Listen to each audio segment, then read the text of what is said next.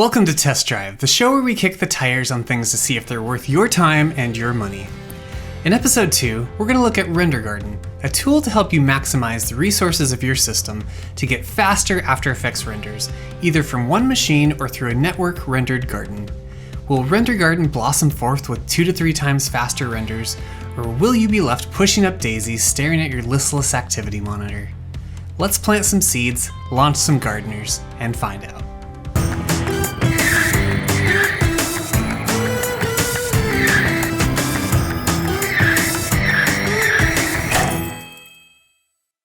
So one of the perennial issues with After Effects as of late is that even though systems have increased in core count, in RAM, in GPU power, After Effects really hasn't kept up in utilizing those to their fullest potential.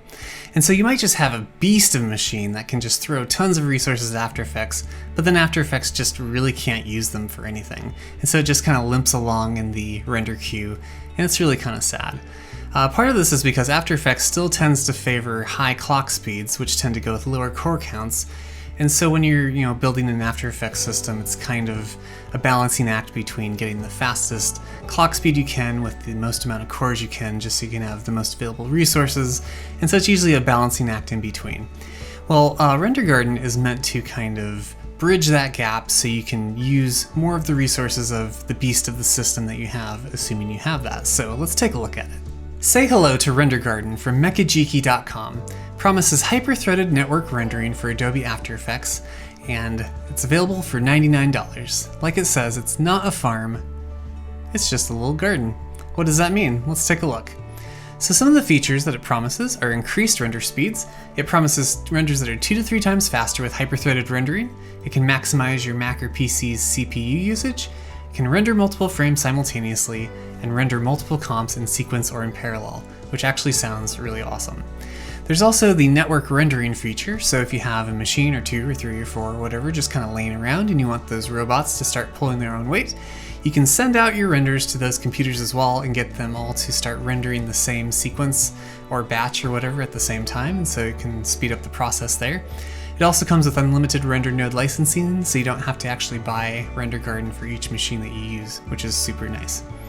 And finally, if you do have that beast of a machine and you want to do some background rendering while you continue working in After Effects, that'll definitely help you out. And it also gives you the ability to spit out MP4s or QuickTime files and render multiple comps in sequence or in parallel. Now, of course, all of this sounds really awesome, but does it actually work? So they have some speed tests that they put together here. You can kind of see just a few of the results that they got. The first one, was a 3.3% speed increase. The second one was a 2.7% speed increase, and the final one was a 3 times speed increase. Which, of course, is great for a product page. But when it comes down to it, does it actually speed up your After Effects renders? That's what we're going to find out. So let's jump back into After Effects. Alright, so we're back here in After Effects, and I have this quick little logo sting that I created for Pro Church Media University. It's just a bunch of shapes, gradients, things like that, some noise layer on top to smooth out those gradients, a few expressions, things like that. Nothing terribly complicated, but I just wanted to see how long this will take to export out of After Effects and then through RenderGarden. So I'm going to send this to the render queue. I'm going to do a ProRes 422HQ as the export setting and using 16-bit color. So let's hit render and see how long this takes.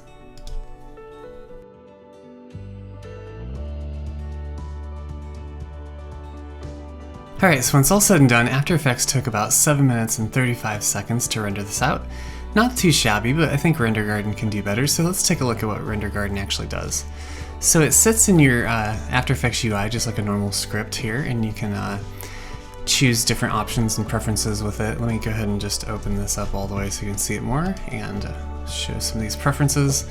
So one of the things you can do is you can set post-render actions, such as spitting out an MP4, another QuickTime file, stuff like that. You can also get alerts when it's done rendering, which is nice. There's lots of other things you can mess with that you don't actually probably want to mess with, but if you know about this kind of stuff, you can.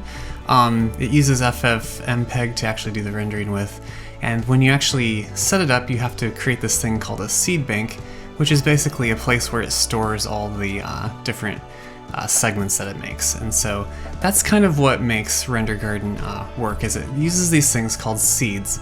And so basically it takes your sequence and it splits it into a specified number of seeds or segments. So if you chose 4 seeds for this particular sequence, which is 240 frames long, it would split it into 4 segments of 60 frames each, and then it would launch what are called gardeners, which are the actual like render nodes that it uses, and you can launch different numbers of those, and so it's going to be using those to simultaneously render multiple frames at the same time, which is something that After Effects used to do back in the 2014 version, but it's kind of been deprecated since then with the new architectural changes. And so you may have noticed when I was actually rendering that, you know, a lot of my cores were sitting just idly by doing nothing, and even the ones that were being used weren't being totally used that much. And so RenderGarden is meant to kind of unlock your system's resources a lot more, and so it uses seeds and gardeners to do that. But it's much easier just to show you how this works rather than to explain it. So I'm going to use 4 seeds, and so it's going to split it into 4 segments. So I'm going to say plant the seeds. And so once I do that, I guess I actually have to add this to the render queue. So let me add this to the render queue. Let me get rid of this one just in case.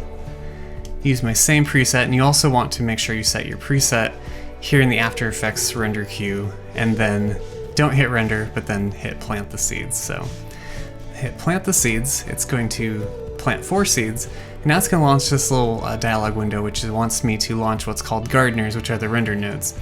This is going to be entirely based on how many cores you actually have in your system. I only have a 4-core system, and so it has 8 with the hyper-threading. And so for a project like this, I usually feel pretty safe using 4 gardeners.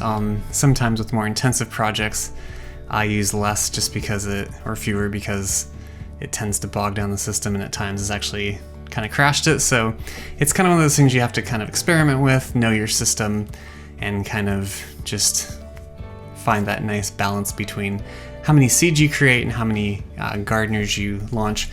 What will happen is if you launch, like say, like 8 seeds and let's say like 2 gardeners or 4 gardeners, basically what happens is it splits those segments up so that, you know, there's sometimes you have a segment that has really intensive rendering things that have to happen, and there's other segments that it can just fly through.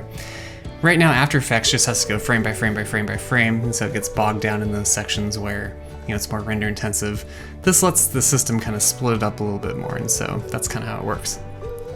So let's go ahead and launch this and see how long RenderGarden takes to export this sequence. I will have to say that RenderGarden doesn't necessarily have the prettiest interface ever. It basically launches all these terminal windows for each gardener that you launch, and so it's gonna, you know, kind of clutter things up a bit if you want to, but it's basically splitting all these things up. You can see the different segments are being created, and it gives you the time codes as well as how long each frame is taking to render. And so there's different ways you can split it up just depending on your project, and I'll just kind of let it run through and you can see what happens.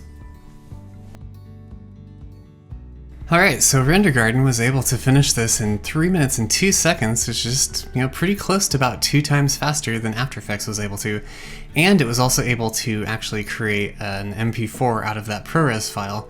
And so it was able to do that and, you know, do it twice as fast as After Effects was able to, and even saved me a step. So you can see RenderGarden can be, you know, pretty powerfully and quickly just speed up your workflow quite a bit. You may have also noticed that this render node right here actually failed for some reason. It doesn't do that very often, but from time to time it happens.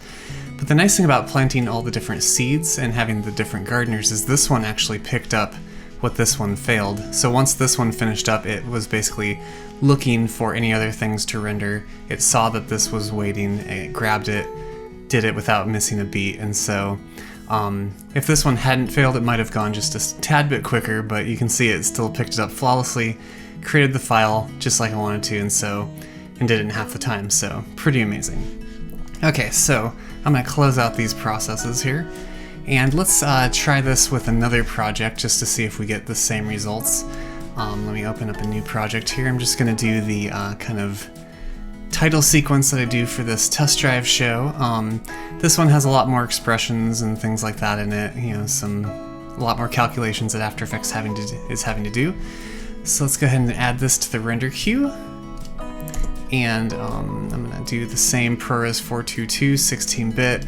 I'll put this back on the desktop, and let's see how long After Effects takes with this.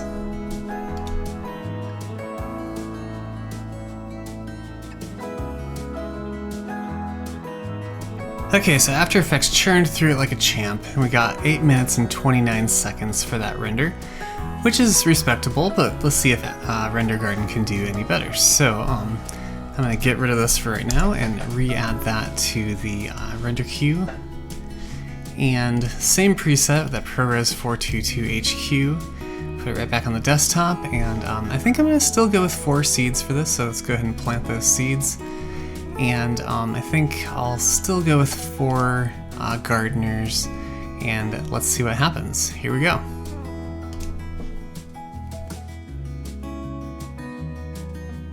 Alright, so RenderGarden was able to finish this up in about 4 minutes and 5 seconds, which is a little over half the time that After Effects took, and it also was able to create an MP4 out of that ProRes HQ file, so not too shabby. And so hope you can see that RenderGarden can really, speed up your workflow quite a bit just out of the box.